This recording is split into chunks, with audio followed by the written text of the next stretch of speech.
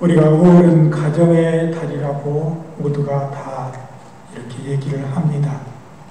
특별히 오늘은 이 시대 속에서 정말 하나님의 사랑하는, 또 하나님이 기뻐하시는 가정의 모습이 어떤 것인가를 여러분들과 함께 생각해 보고자 하는 것입니다. 이 시대의 세계적인 영성신학자인 유진 피럴슨 목사님이 쓴 책이 있는데, 그 책의 이름은 다시 일어서는 목회라는 책입니다. 이 책에서 지금은 교회의 기능과 역할들이 절실히 필요한 시대이다. 또한 이 책을 통해서 우리는 교회의 기능과 목회의 전략을 다시 한번 성경의 본질로 돌아가는 것이 오늘날 교회가 맞이하고 있는 이 남극을 헤쳐나가는 유일한 길이라고 했습니다. 지금 우리가 속하 있는 가정 또한 이와 비슷한 문제에 직면해 있습니다. 성경으로 돌아가는 것이 그 유일한 해결책이라는 것을 우리는 잘 압니다.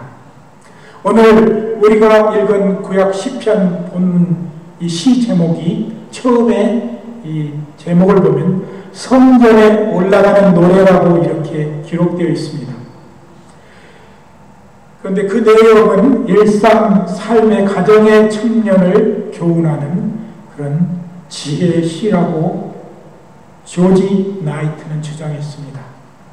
또 에반타라는 시학자는 식탁에서 불리어주는 기독교적 시라고 했습니다.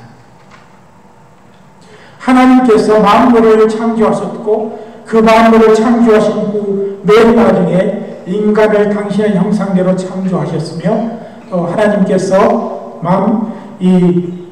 하와를 중심으로 창조하심으로 가정을 만들어 놓으셨습니다.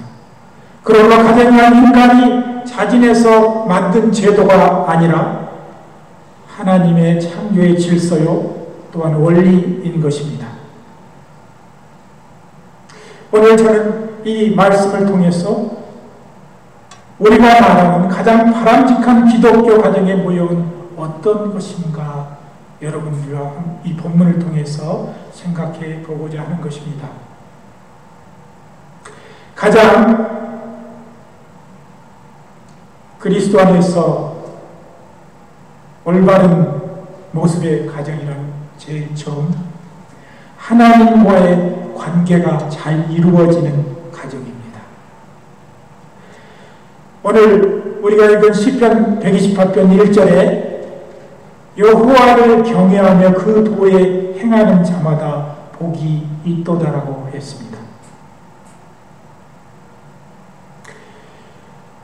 하나님을 믿는 가정은 그 주체가 그리스도가 되는 것입니다.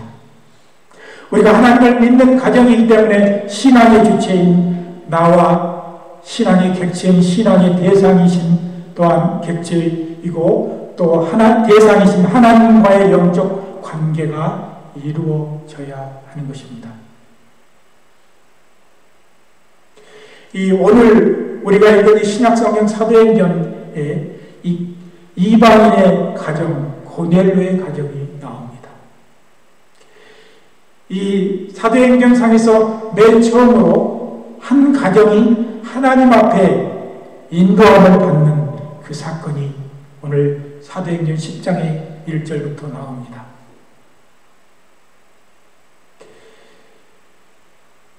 이 고넬료의 가정은 경건하게 온 집으로 더불어 하나님을 경외하고 백성을 구제하고 항상 기도하는 그런 가정이었습니다.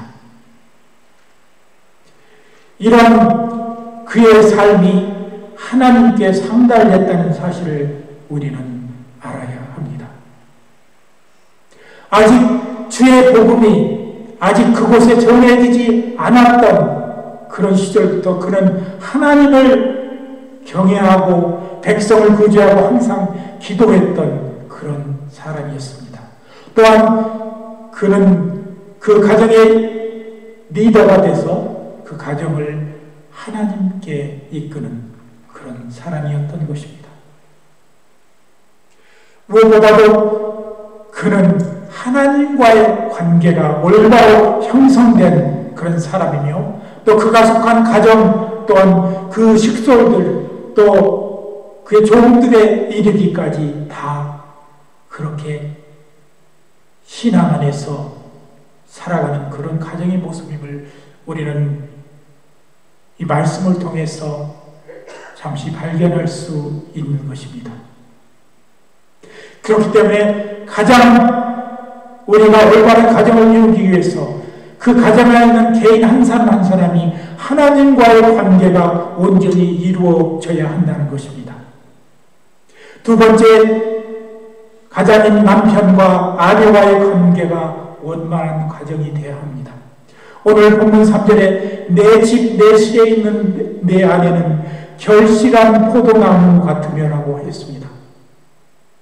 우리가 잘 알듯이 포도나무는 자기 혼자 스스로 커갈 수 없습니다. 우리가 나무 같은 기둥을 세워서 그 기둥을 타고 올라가서 이제 가지가 뻗치고 열매가 맺어 가는 것입니다. 이 한 가정 또한 그 남편 한 남편의 서포트를 받을 때 또한 그의 아내 또한 더 빛날 수 있는 것입니다. 부부간에 참 좋은 관계도 역시 하나님의 말씀대로 살 때에만 가능하며 이 같은 생활만이 참 기독교적 가정을 건설할 수 있는 것입니다. 이 신약성경에 보면은 이 아내들이 교회가 그리스도에게 순종하듯이 순종하라고 에베소서에 우리가 지난주에 읽은 말씀에 나와 있습니다.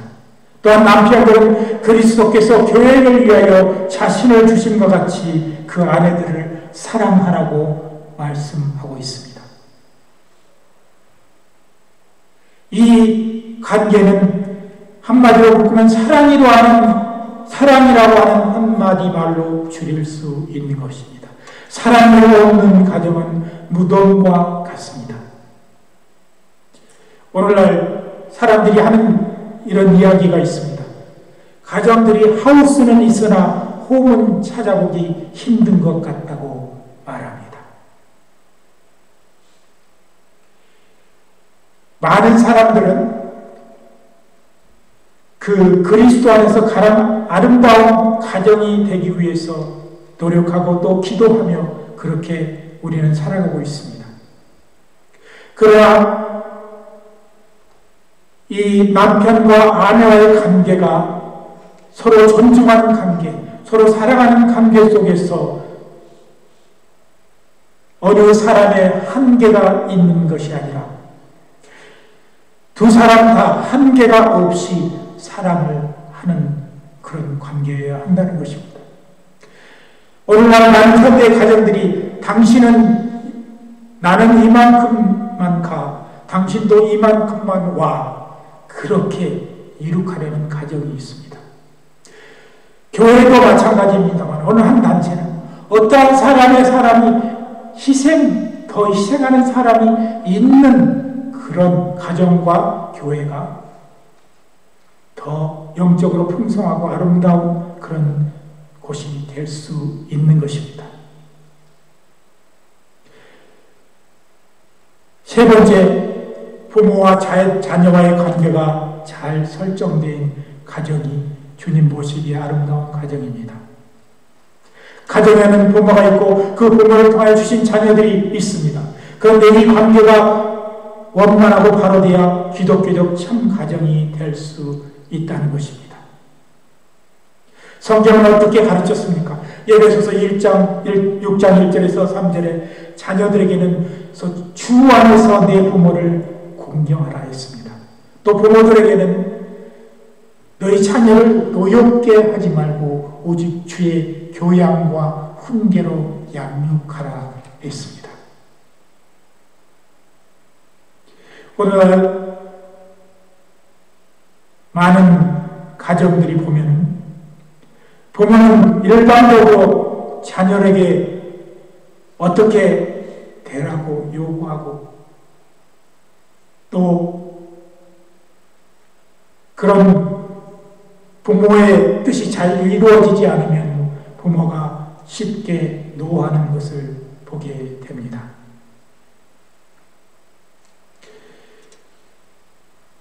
자녀들 또한 부모의 공덕을 알고 효성을 다해야 하며 부모가 자기 자신들을 위해서 희생하고 수많은 세월에 그 수고했던 그런 순간들을 잊지 말아야 하는 것입니다.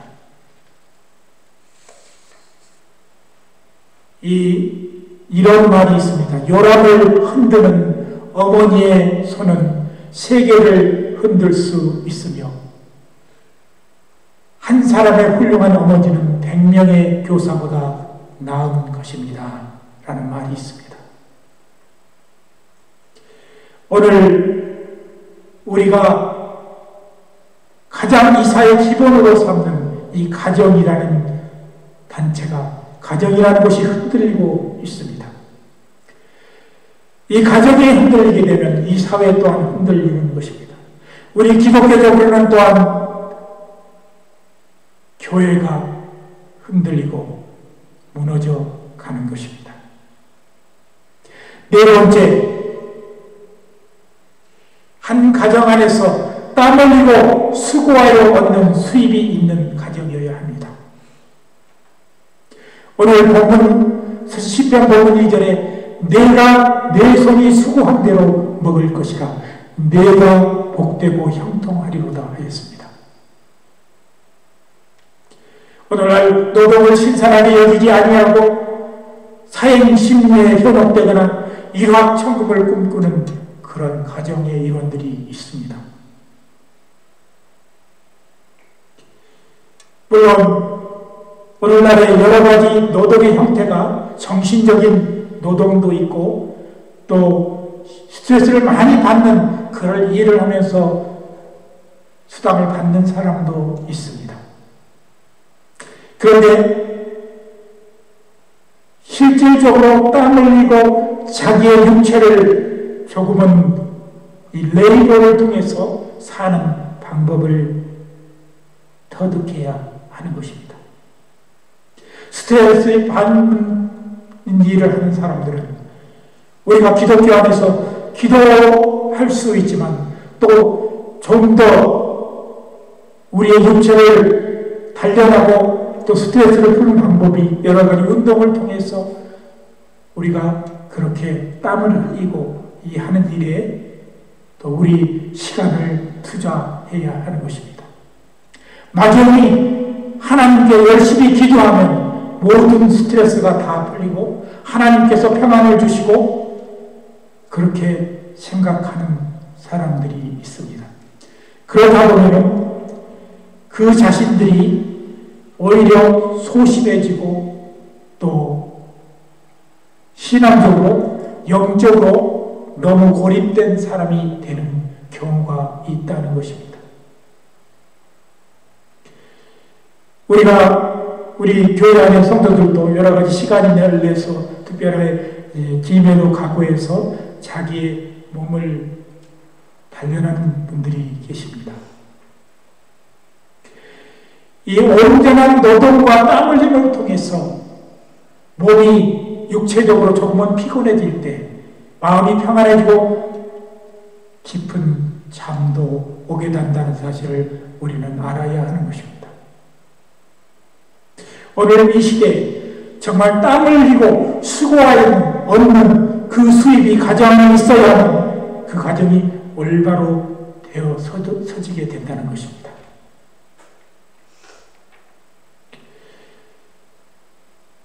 이 마지막으로 다섯 번째, 이 오늘 사도행전 본문서에 나와 있는데 보니까 이 고넬료는 자기의 직속 가족 외에 이 식솔까지도, 이 종들까지도 신앙을 가르치며 배려하는 삶을 살았다는 사실인 것입니다. 자기 종을 불러서 내가 하나님께 기도했는데 하나님의 천사가 나타나서 어떻게 하라고 하더라. 그래서 내가 너를 지금 불렀다. 너도 어떻게 가서 요바에 있는 베드로를 만나서 하라는 말을 하기 전에 자세하게 자기의 신앙의 정도가 어떠하며 자기는 어떠한 신앙을 가지고 있고 그렇게 그 자기 종에게도 상세하게 얘기하는 모습을 우리는 이 고넬료의 모습을 보게 됩니다. 오늘 한국에 또 미국도 조금은 문제가 돼서 사회 속에 기독교 안에서도 문제가 되고 있는 것 중에 하나가 뭐냐면 이 특권층에 대한 의식입니다.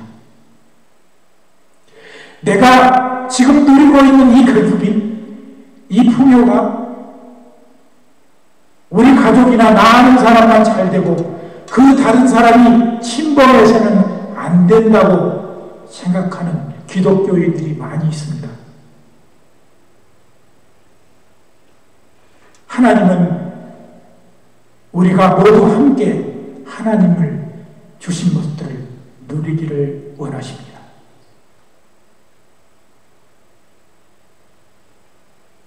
하나님 안에서는 높고 낮음이 없습니다. 우리가 그리스도 안에서 내가 또 직장의 상사로서 어쩌면 또 한 어떠한 조그만 비즈니스의 오너로서 자기의 고용하는 사람들에 대해서 배려하지 못하는 기독교인들이 많이 있음을 저는 보게 됩니다. 오늘 이 시대 속에서 자기 가정 안에서 또 자기가 인도하고 있는 단체 안에서 무조건 상명하옥의 원칙만 주장하는 것이 아니라 내 스스로 그리스도의 본을 보이는 그런 사람의 모습이 이루어 있어야 한다는 것입니다. 이제 말씀을 마치려 합니다. 오늘날 사회 전반에서 일어나는 많은 문제의 원인은 파괴되어가는 가정의 문제에서 비롯된다는 사실을 우리는 알아야 하고 또한 시인해야 합니다. 차츰 시들어가는 교회의 양적, 질적 상황 속에서 그리스도 안에 참된 가정을 다시 세워가는 우리가 되어야 하는 것입니다. 신약의 오늘 본문 속에 고넬료는 이방인이면서도 온 집으로 더불어 하나님을 경외하고 경건한 삶을 살며 세상 사람들 돌보며 자신의 하속들을 배려하는 삶을 살았습니다. 온 집으로 더불어 하나님을 경외하고 경건과 구제하는 삶을 살았던 것입니다. 2000년 전에 로마의 군대 백부장이었던 이 고넬리우스가 그렇게 삶을 살았는데 하물며 이 시대를 사는 우리가 이런 삶을 살아야 되지 않겠습니까? 우리가 오늘 이 시대 많은 교회 안의 젊은이들이 뜨겁게 주님을 찬양하고 주를 위해 헌신하는 모습을 저는 여러 유튜브나 여러 가지 기독교 교회의 그런 영상을 통해서 볼 수 있습니다. 그런데 그들이 결혼을 준비해야 할 때와 가정을 이루고서 난 후에는 열정과 헌신이 사라지고 무너져가는 모습을 저는 많이 보았습니다. 이렇게 무너져가는 가정을 우리는 다시 일으켜 세워야 하는 것입니다. 시대가 변하고 여러 가지 문화적인 모든 풍습들이 변한다 할지라도 하나님이 가장 오래전에 세우셨던 이 가정이라는 이 결혼이라는 제도를 우리는 끝까지 성경대로 준수하고 그렇게 아름답게 그리스도인의 가정을 이루어가는 것은 우리 주님이 우리에게 원하시는 것입니다. 우리 믿음의 교회 성도들도 우리가 이 시대에 참 믿음을 갖는다면 그 믿음의 첫 번째 기본 가장 원천이 또 그것에서 우리가 믿음을 실현해야 하는 곳이 바로 가정부터이라는 사실을 우리는 잊지 말아야 합니다. 그래서 이 5월의 달, 가정의 달에 그리스도 안에서 주님 보시기에 가장 아름다운 가정을 이루어가는 성도들이 되시기를 예수 그리스도 이름으로 간절히 기도드립니다. 함께 기도하겠습니다.